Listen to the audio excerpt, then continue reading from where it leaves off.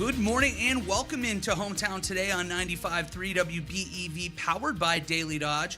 Wally Lukashenski back in the Daily Dodge studio this morning with you, with the man Cale Zomer up in the WBEV studio, making us sound good today. Hometown Today is presented by Professional Floor Covering, also brought to you by McKinstry Home Furnishing in downtown Beaver Dam. And they have a new deal coming up, guys. You got to celebrate style and savings during the red, white, and blue sale going on now at McKinstry's Home Furnishings in downtown Beaver Dam. Looking to refresh your home with bold, beautiful new furniture? There's never been a better time. Just in time for spring and the patriotic season ahead. July 4th isn't that far away, guys. Red, white, and blue sale, Memorial Day, all coming up right now. So you have an opportunity to go in there, get some great deals. Whether you're sprucing up your living room or adding a cozy accent to your favorite reading room, they've got stunning options to match your style and your budget. That's the key. It's good deals, too. Not just great stuff, you're going to get it at an affordable price. You can save on your Lazy Boy recliners, sofas, mattresses, bedroom sets, dining sets, area rugs, end tables, pictures, lamps, and accessories. I got to catch my breath now because that's how many things are going on, how many sales are happening over at McKinstry's right now. That's the red, white, and blue, balloons popping off. You got all kinds of things at this event. Everything you can want for, pop on over to McKinstry's and save up to 50% off. Free financing with no interest until November. McKinstry's Home Furnishings in downtown Beaver Dam. Hurry, the red, white, and blue sale ends Saturday, May 24th. Only got a couple weeks here. They're closed on May 25th and the 26th to observe Memorial Day holiday. We're all very excited for that holiday coming up. What a great way to celebrate, getting some new furniture right before you have your little, cookouts. We know brat time of year. It's brat time of year. McKinstry's thinking about that for you, too. So McKinstry's honors the men and women past and present who have served our country. So make sure you go over there and celebrate now. Very excited now. We get to welcome on, as I widen out our frame here, Michelle Stangler, the reigning Dodge County Fairest of the Fair, and Alice and Dairyland finalist. Michelle, first of all, thank you for joining me. Very excited. You've got a lot of stuff coming up for you. Yeah, thank you so much for having me. Sure, it's been a last couple of months of busyness, but I am excited to be a top candidate for Alice in Dairyland, which that process will come to an end at the end of this week. Yeah, we're talking about Saturday. We're going to find out. That's a big thing. I want to focus a lot about that in the second block today because this is kind of new to me. But what was also new to me, that you're the first, while I was in the area, Dodge County Fairest of the Fair. So you're royalty in my eyes, and we're talking about going even to another level. What's this year is Fairest of the Fair been like? What have you been doing with that? Well, serving as Dodge County Fairest of the Fair has sure been one heck of a memory. I was chosen last July and was the 2024 Dodge County Fairest of the Fair, so my role was really busy during last year's fair, which I'm excited to see who will be chosen next, which will be coming up in a short few months. But ever since that fair, I've been going to 4-H clubs and serving in different ways, just connecting with so many 4-H members, and then also have been active on social media on Instagram and Facebook.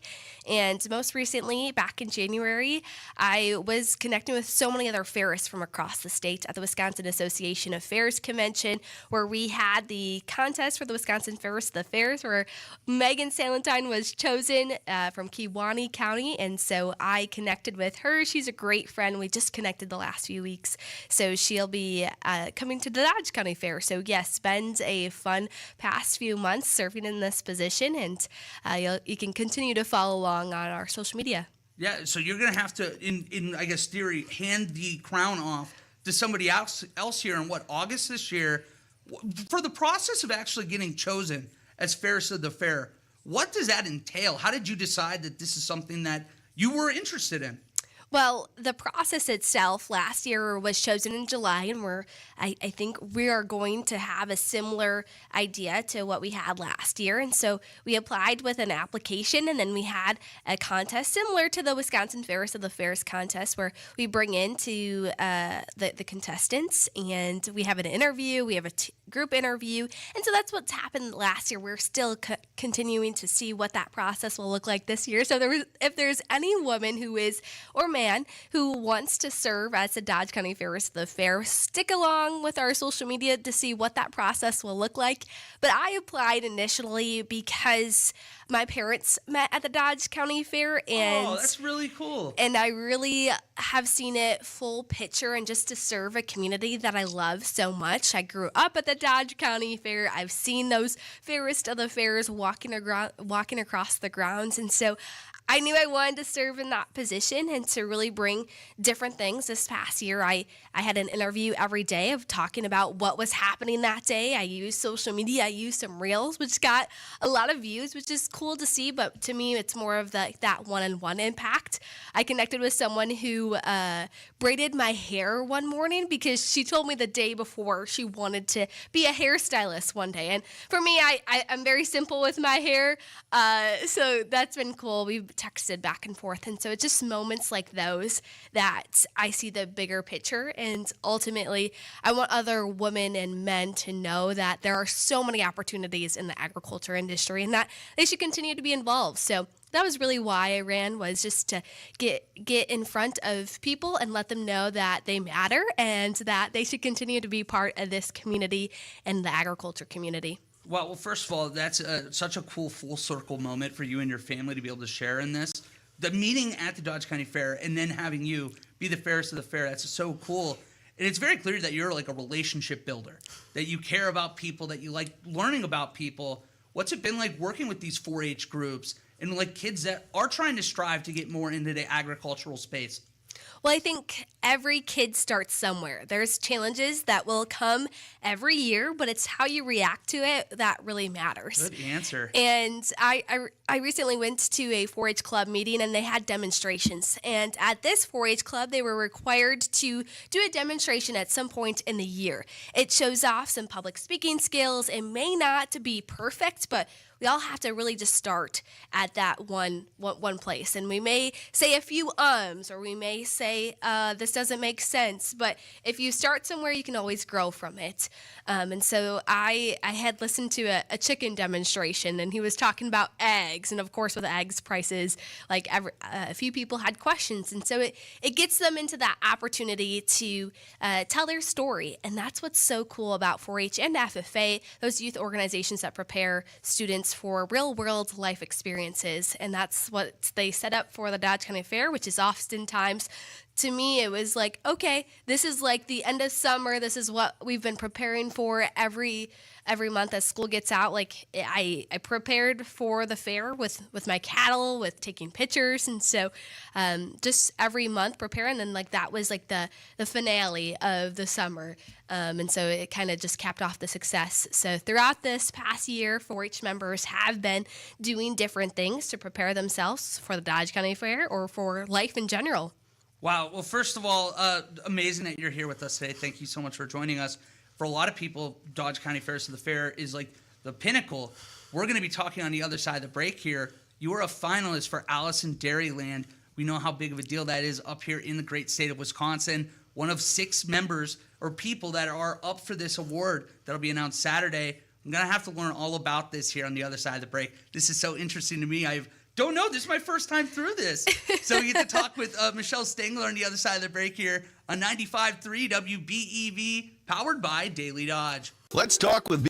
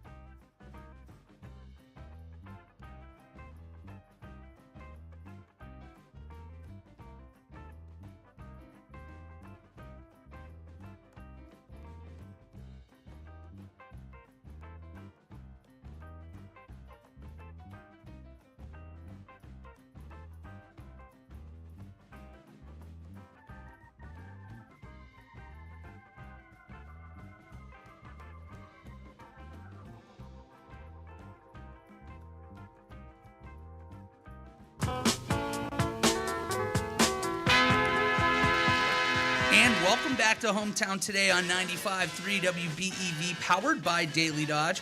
Hometown Today is presented by Professional Floor Covering, also brought to you by McKinstry's Home Furnishings in downtown Beaver Dam.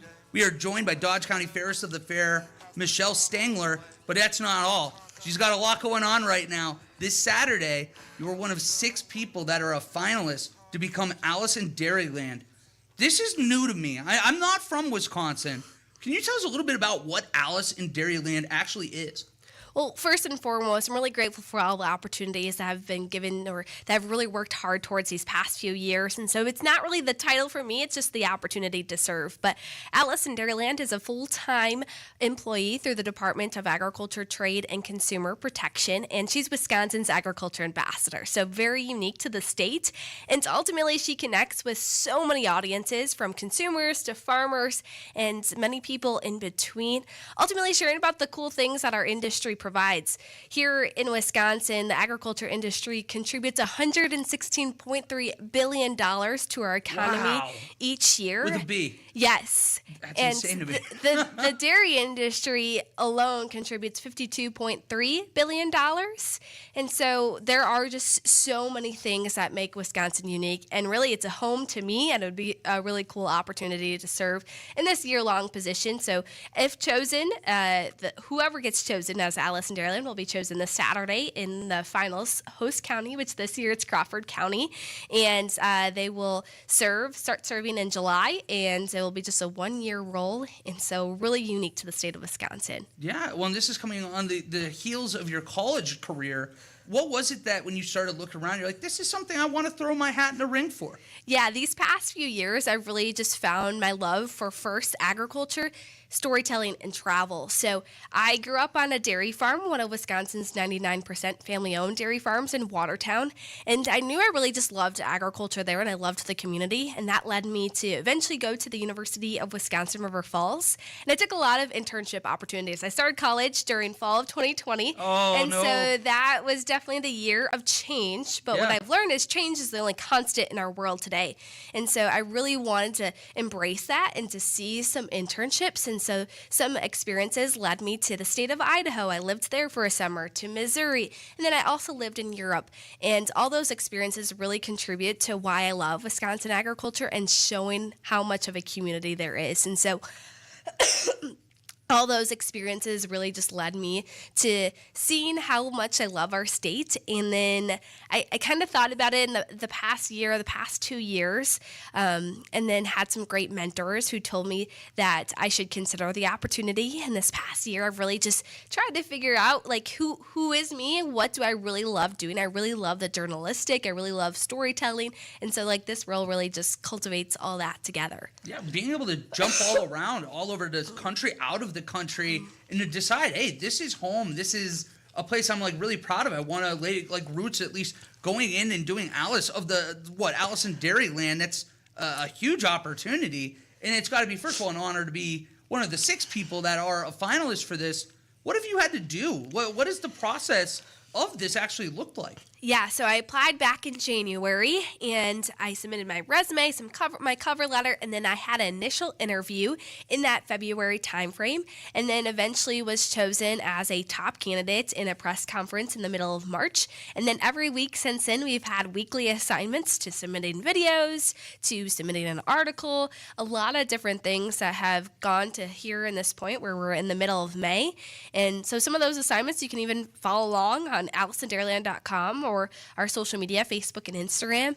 And so every week it's been a new assignment, and just really thinking about what is Wisconsin agriculture and what is Alice in Dairyland's role there. So really just showcasing my skills and alongside the 5 other candidates. So really just been fun to learn all about this community, from our state's ginseng industry to the cranberry side, to the corn, to soybeans. There's just so much to Wisconsin agriculture. And so that's where I've been really learning all about these past few weeks. I've got to imagine that this is almost like the end of, like, the school year, so to speak, where you've had all these homework assignments, you've had all these projects that you've been working on. Is it about done now, or are we about at the finish line where you get the, Okay, now I'm just focused on Saturday, and whatever happens, happens. Yeah, just about. There are a few assignments that I'm wrapping up here today, and we're having our last meeting as well. And then, yeah, it's all go from here. I'll be heading to the finals county Wednesday, and the public process, it's a fairly public job interview process, and so there are some things that the public can attend Friday evening and Saturday evening. So we'll be touring a lot of agribusinesses in that county, from an asparagus farm to a beef farm. There's just so much that we're doing in those past few days. So yeah, just taking a breath of air and knowing that this journey is coming to an end, and whatever happens, happens. I'm going to just showcase who I am and what I can contribute to the role. I know that this is going to be like a role that there's probably been high stress moments, a lot of work going into it, but I know there's got to be a lot of fulfilling things that you've done through this too. What's something when you look back at the end of this process that you're really going to take with you that maybe, whether that be a positive or a negative, is going to stick with you long term? I think the general theme is just that Wisconsin agriculture is truly a community. There are so many opportunities for anyone who wants to be part of it. I think one specific assignment that I've really leaned into and I've really learned all about was our Wisconsin ginseng industry. If you're unfamiliar with ginseng, it's only grown in 7 counties, and it's a root. It's grown underground, and it's oftentimes a celebration for the Chinese New Year. Yeah. And so 90% in a typical year is exported to Asian countries. And so like this crop is just one of our state's many specialty crops, and I get to share a speech on Saturday evening about the industry and about a specific career field. So I was given general labor, and so I'm really excited that I'll take that away. It's reminding me of our specialty crops in the state of Wisconsin, and really it's one of our state's many diversity pieces to it that really make our economy so strong. So that's just one of the many things I'll take away from this process. Yeah, I'd love to actually ask a little bit more about the ginseng. This is stuff that I feel like a lot of people like me, I don't know a lot about that. And the fact that I didn't realize 90% of what's grown is actually exported to Asian countries to help celebrate like Chinese New Year and things to that effect. What made you so passionate about that when you got selected for it? Like, what was it about this that I guess really got you involved with ginseng and so fired up to talk about it? Well, we had a presentation about Wisconsin's ginseng industry from the board, and it was just so interesting just to hear about what the space, what the industry is doing to really create some domestic demand for it, but also a global demand for it. If you're unfamiliar with ginseng, again, it's grown underground. It can only be grown in the same spot twice. And oh, wow. Like ever? Yes. Like it can never grow more than twice. Like it can only just grow once. That's crazy to me. I never knew that. Yes. And a lot of it is grown in Marathon County, but there are some in other counties like Wapaka County. And it was just really interesting just to dive deeper into that. Because another fun fact is there's shades. Like if you ever drive up there, maybe you'll see some of those producers. There's about 80 currently today, and it's just so unique. There's some shades, and like they kind of mimic that because here cultivated ginseng, that's what we're striving for here in Wisconsin, and so it's just super unique. So I encourage you. In years past, they have recorded some of those. Assignments that we've done, and so you'll have to continue to follow along on Alice and Dairyland on Friday and Saturday to see what they share. Well, I think you just took my question a little bit. I was going to ask you if people want to follow along and root you on this weekend. Is it AllisonDairyland.com is where they're going to be able to follow through and see? Is Michelle going to get this done or not? Is that where they go? Yes. Social media may be your first check-in on Alice and Dairyland on Instagram and Facebook, and continue to follow along, of course, on the website. But Saturday evening is when whoever is chosen as Alice will be announced. Well, on Saturday, for this process, you at least get to sit back and just relax then? Or are you going to be thrown to the wolves, so to speak, and have to be doing a bunch of stuff on Saturday as well? Well, we are doing a lot of things yet on Saturday, from an interview to sharing more about our speech. That's when we'll share that. Will be Saturday evening, but a dinner will also happen that evening where I'll get to have a dinner table with my family, and so I'm really excited to see them and just to be reminded why I initially ran for Alice in Dairyland. It's truly because I grew up on a family farm. I have two great sisters who have told me some good things and some bad things. Like, they've challenged me in the most respectful way. And then my niece, 1.5-year-old niece, Eleanor, she's also reminded me that their family is family, and the simple things matter. And so she just reminds me that it's okay to smile and to laugh it off in a sense. But I'm really excited just to see them come on Saturday evening, and my parents come in on Friday evening, and just connecting with them. So I'm just going to continue to be myself and see whatever happens. Do you have any idea, if you do happen to be selected for this, how quickly is the turnaround for this? Is this going to be like, Michelle, next day, welcome in, you're in? Or do you get like at least a breather where you get to catch your breath and be like, all right, maybe I got a month before my actual responsibilities are going to be starting for this? Yeah, so she's, of course, chosen this Saturday, and then she doesn't start officially until July 7th. Oh, you got to be thrilled with that break. Oh, all right, sounds good. We'll get a couple months, enjoy the summer a little bit, and then you get to start working. But, I mean, you still get to enjoy the summer and enjoy your days, whoever is chosen as Alice in Dairyland, because in June, the current Alice in Dairyland, Haley Heinzel, she'll be visiting June Dairy Month breakfasts on the farm to different events. And so I really think here in Wisconsin, no one does it better than June Dairy Month, or National Dairy Month, however you may call it. And I think that's just so special. So for me, if chosen as Alice in Dairyland, it would just be the opportunity to connect and just to showcase agriculture and go to some of those events like I would normally. Like, I love volunteering at dairy breakfasts, and it reminds me that the Dodge County Dairy Brunch, I know that they're looking for some volunteers too.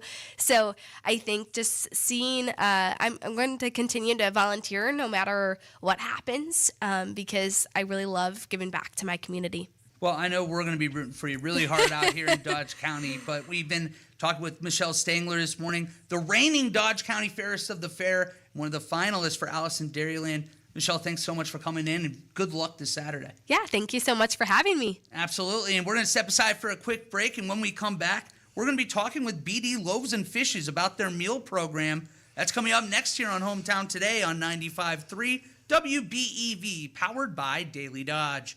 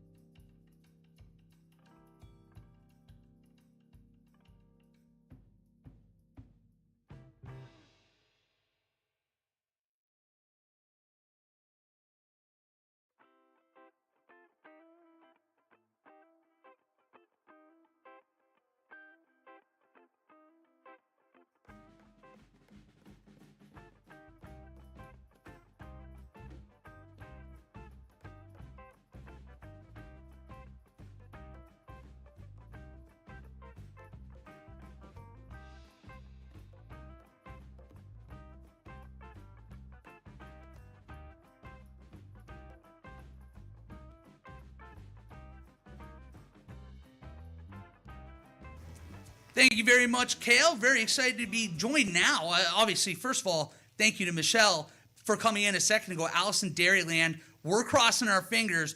Big hopes that she gets to pull it out on Saturday.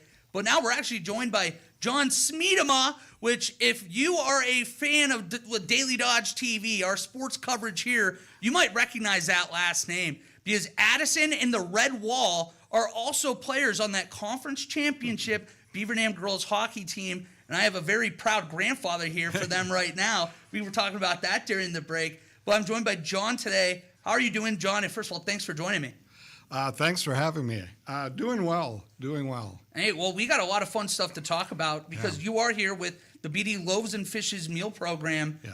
And this is, we were just talking a little bit right before we came on. Sometimes you get those food drives during like Christmas time. Everybody's feeling jolly happy, trying to help out. Then all of a sudden the sun starts coming out more. You might be doing well in your world, so you don't really think about others as much as you probably should. There's a need there for more food. What do you guys do over there to try to help out with that? Yeah. Our program is year round. So every Tuesday we serve a hot meal to anyone that comes. It doesn't matter. There's no income requirement. There's no forms to fill out. We just want to create a community where people know that we care about them, that we respect them, and that we love them.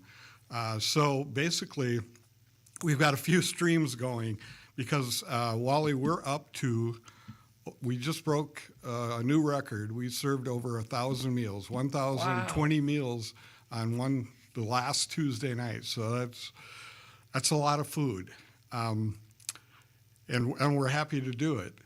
But we also need the resources to do it. And part of why I wanted to come on today was to talk about Second Harvest and some of the things that they do to help us and some of the legislation that's out there that would definitely help us and would help Wisconsin farmers. So we think it's a win-win. But yeah, in 2024, we averaged 702 meals per night. Already in 2025, it's up to 808. So, wow. So the need is growing. And one of the things the questions I get a lot are, how can there be that much need out there? You know, is it really that serious that you're going to have 1,000 people? And I say, yeah, we're only making a dent in it because statistics will tell you that 9% of the citizens of Beaver Dam and Dodge County, 9% live in poverty. Wow, 1 in 10 pretty much. Yep. And then if you look at, they call it the Alice number, but easier way to think of it is the working poor. So they're making enough not to be in poverty, but they're not making enough to make ends meet. So your car breaks down or your rent goes up, and suddenly you've got to choose between paying that bill or eating. And that's another 26% of our population. So if you add those two numbers together, that's 35% of the citizens in Dodge County. Over 1 in 3. Yep. Can use our services. So if you take, I always get into the math then. Okay, so Beaver Dam 17,000, right? Yeah. So if you take 35% of that, that's almost 6,000. So if we serve 1,000, we're only hitting 1/6 of the need. So yeah, you're only talking about like 17% that you're actually getting to at this point. So like seeing this growth, it's got to be so exciting for you guys. But my question I heard right away is, where do you guys, like, where's the food come from? That's a big amount of meals that you're giving out each week. Yeah, it is. And thankfully, we have a great partnership with Second Harvest out of Madison. And they're part of Feeding America. And I could go through the whole chart of who does what. But we're all in this together to feed people. So that's a food bank. So a food bank like Second Harvest takes in donations. They buy food. They get grants from the government to buy food, and then they put out a list every week, and I go on a shopping list, basically. I got a window where I can order what I need, and every Monday they will deliver it to me. Now, if I see something outside my window, I can still get it, but then I have to drive down and get it out of Madison, which I do quite a bit. How does the volunteering work? I imagine it takes a village, so to speak, to make this event happen. how does that even work? How do you get volunteers and all that? We are extremely blessed. So when Linda, my wife Linda, and I started this program, we knew, we serve out of First Lutheran Church, but you can't expect one church to be able to do this kind of work. So we had meetings up front, and Linda sent out tons of letters, but we got responses back from Grace Presbyterian, United Methodist Trinity, St. Catherine Drexel, Harvest Church. Since then, the Church of Jesus Christ Latter-day Saints has joined, and we've got other offshoots in other towns that will give us volunteers and also donations toward it. So this group that I just listed off are really a lot of the core members. So we have core volunteers that's probably about 60 of them, and it's all people that are passionate about serving the community, serving others, and making people feel like they belong. We always talk about widening the circle so nobody stands outside the circle. Wow, your heart's got to be so proud and full to see this kind of overwhelming support. It sounds like it's growing ever more. Over 800, you're saying average right now. Yep. 1,000 last Tuesday for people that might want to, whether it be volunteer or want to come and get a hot meal on Tuesday night. Where does that take place, and what time does it take place? So it happens at First Lutheran Church. They've got a beautiful parking lot that works well. We can get 48 cars in there at a time, and they have a fairly decent industrial kitchen. Now we're struggling a little bit in the kitchen, so we're going to do some upgrades in there as well, and we've bought equipment along the way. But we serve from 4 to 5:30.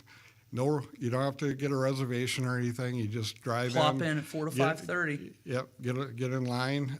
I'll tell you, to the people that want to come for a meal, come a little bit later. The line's not as long. At 4 o'clock, it's just like swamped. And then we ask people that are ordering more than 10 meals to text or call me. And then we have a list of what we call the pre-orders. So, for example, like Madison Place usually gets between 35 and 45 meals.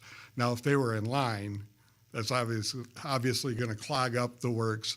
So it's better to have the one person come, pick them up, and go. So we got that stream, and then we've got the cars in the other one. And the other thing we're really thrilled about, and we tell the people online that they are part of our ministry, they're part of what we're doing, because over half take to somebody else. They may have a neighbor next door that's elderly that can't get out, can't drive or whatever, so they just pick up meals for them.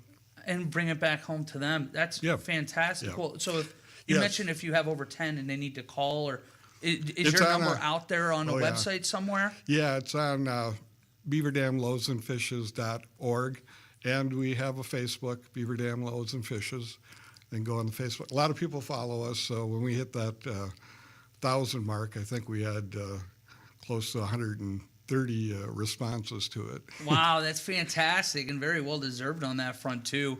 And we only have like 3-ish minutes here left. You wanted to talk about the Day of Advocacy coming up. Can you tell me a little bit about what that is?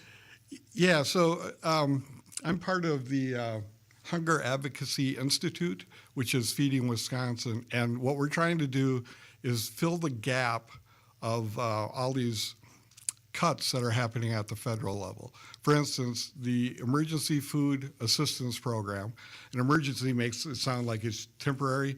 It's been going on for years and years. Recently, it was cut by $1 billion, not million, What? $1 billion. Wow. And some food pantries, some meal sites are totally dependent on that. We are not. Second Harvest isn't that type, but I was in Watertown volunteering at a place there, and they are totally, we call it TFAP for short. They are really struggling now to figure out how to get meals. So there's some Wisconsin legislation out there that is very important, and we've been talking to our representatives for Beaver Dam. It's Representative Bourne and Senator Jagler, and we're pushing for something called the Fortify Wisconsin Initiative, and that would provide $30 million in a biennial budget, so for 2 years, so that we could get grants for the food banks to buy food specifically from Wisconsin farmers. So it's a win-win. The money would go to farmers that would supply food to it. So we think it's a great way to do it. A lot of states support this. You know, Michigan's got a program like this. Minnesota does. Ohio, Georgia, I mean, across the state, because it's important that we feed people. The food insecurity is a huge issue. People need this kind of assistance. And then there's also another piece of that where we're asking for $2 million to go to the food banks for transportation, because it's not very helpful when a grocery store calls and says, yeah, we could donate this food, but the food bank doesn't have the resources for the transportation and the fuel costs to go pick it up, because that's usually the stipulation. You can have this, but you got to come get it. Well, we're talking with John Smeedema of BD Loaves and Fishes meal program here. We got about like 30 seconds left, John. Is there anything else that you'd like to highlight today? Tuesdays, people can get meals 4 to 5:30. Yes, everyone is welcome. You know, it's a totally non-judgment organization. We just love to have you there. It doesn't matter if it's just a thing of convenience or you just want to check us out. The other thing is, if you're willing, you can also go on Feeding Wisconsin's website and send something to our representatives supporting these initiatives. If you go to that website, you'll see exactly what it is about, and you can even personalize it a little bit and say, hey, I come for meals, or hey, I support this, or hey, I'm a volunteer for it.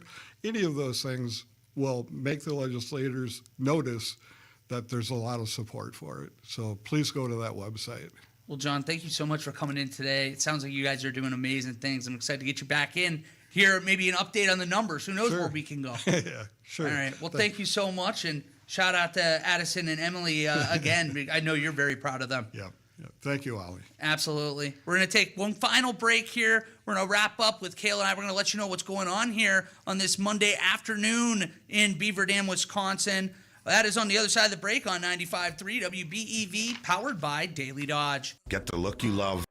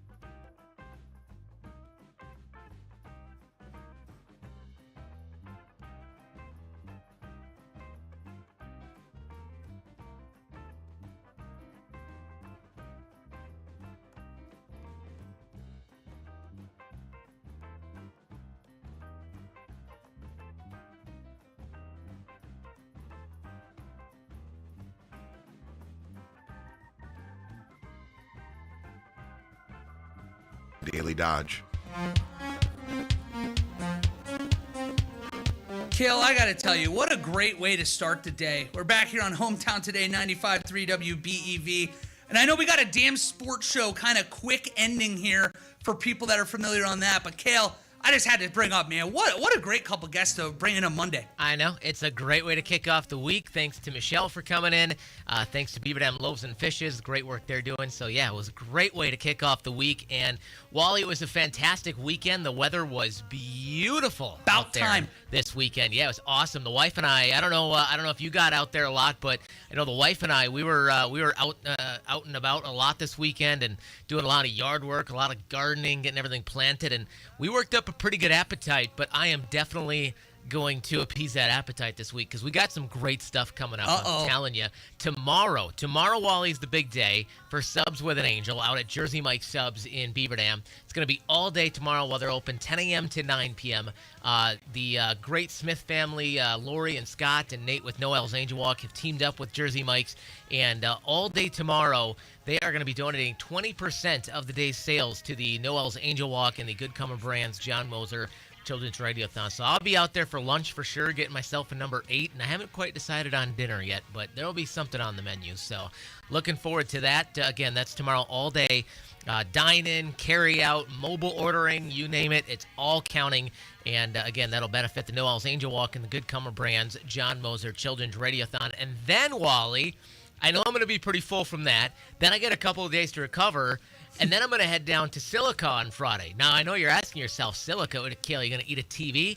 No, that is where our next brat fry is going to be at, Wally. We're going to be there this Friday from 11 a.m. until 1 p.m. Get yourself that Pernod Premium brat with a soda or a water for just $2. Wally, I know you've been enjoying these brat fries already so far. No, I tell you what, inflation doesn't exist to the brat fry. $2, you get a drink, you get a brat. It doesn't get better than that. Friday afternoon, make sure you're there. Yeah, we get $2, Kale.